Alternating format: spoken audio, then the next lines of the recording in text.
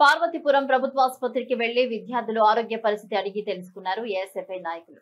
ఈ సందర్భంగా ఏఎస్ఎఫ్ జిల్లా ప్రధాన కార్యదర్శి బి రవికుమార్ మాట్లాడారు.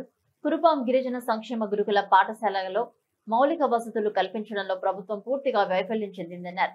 స్కూల్లో ఉన్నప్పుడే విద్యార్థుల ఆరోగ్య పరిస్థితి బాగోలేనప్పటికీ అక్కడ ఉన్న హెచ్ఎం, వార్డు అలాగే విద్యార్థినికి సంబంధించిన తల్లిదండ్రులు ఎందుకు సమాచారం ఇవ్వలేదని ప్రశ్నించారు.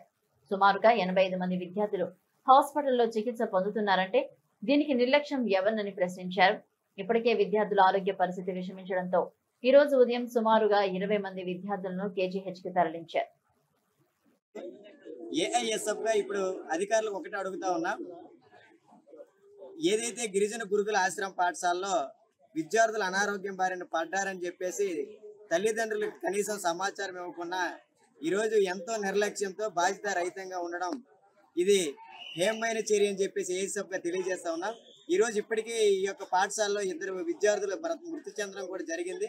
ఈరోజు గిరిజన విద్యార్థుల పక్షాన ఈ యొక్క కూటమి ప్రభుత్వానికి ఎంత చిత్తశుద్ధి ఉందో ఇదే నిదర్శనంగా కనబడతా ఉంది. ఈరోజు సరిపడిన గదులు లేక, మౌలిక వసతులు లేక ఈరోజు అనేక మంది విద్యార్థులు అనారోగ్య బారిన పడతా ఉంటే ఈరోజు గిరిజన శాఖ మంత్రి గారు కూడా మొట్టమొదటి సంతకం ఏఎన్ఎం పోస్టుల పైన పెట్టినప్పటికీ కూడా సుమారుగా ఇప్పుడు 16 నెలలు గడుస్తా ఉంది. ఇంతవరకు కూడా ఒక్క పోస్టు కూడా భర్తీ చేసే పరిస్థితి ఈ రాష్ట్రంలో ఎక్కడ కూడా కనిపించే పరిస్థితి లేదు. ఈరోజు చూస్తా ఉంటే గిరిజన విద్యార్థులందరినీ కూడా అంబులెన్స్లో కేజీహెచ్కి తరలిస్తా ఉన్నారు. ఈరోజు విద్యార్థుల ప్రాణాలతో ఈ యొక్క ప్రభుత్వం చెలగాట మాడుతా ఉంది. కనీసం ఏమాత్రం కూడా మౌలిక వసతులు కల్పించకుండా ఈరోజు గిరిజన విద్యార్థుల మరణాలు చెందుతూ ఉంటే ఇక్కడ ఒక ఎమ్మెల్యే గానీ, ఇక్కడ మినిస్టర్ గానీ ఇంతవరకు వచ్చి స్పందించే పరిస్థితి ఎక్కడా లేదు. ఇక్కడ వచ్చి పరామర్శించే పరిస్థితి కూడా ఎక్కడా పరిస్థితి లేదు. ఈ రోజు మీరు ప్రజలు ఎన్నుకున్న ప్రజాప్రతినిధులు మీరు ఎక్కడో ఫామ్ హౌస్ లో బాగా హ్యాపీగా ఉంటే ఈరోజు గిరిజన విద్యార్థులు హాస్పిటల్ తరలిస్తా ఉంటే ఇంతవరకు ఎందుకు స్పందించలేదు మేము ఏఎస్ఎఫ్ అడుగుతా ఉన్నాం.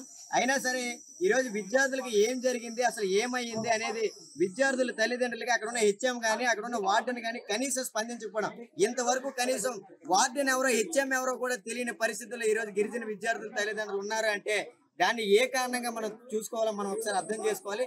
ఏదైతే గిరిజన విద్యార్థులు అందరూ కూడా ఇప్పుడు కేజీహెచ్కి తరలిస్తా ఉన్నారు, దీనికి మెరుగైన వైద్యం ప్రభుత్వం ఖచ్చితంగా అందించాలి. గిరిజన విద్యార్థులు ఖచ్చితంగా కాపాడాలి. లేని ఏళ్ల భవిష్యత్తులో ఉధృతమైన పోరాటాలకు ఏఎస్ఎఫ్ నాంది పలుకుతుందని ఈ సందర్భంగా హెచ్చరిక జారీ చేస్తా ఉన్నాం.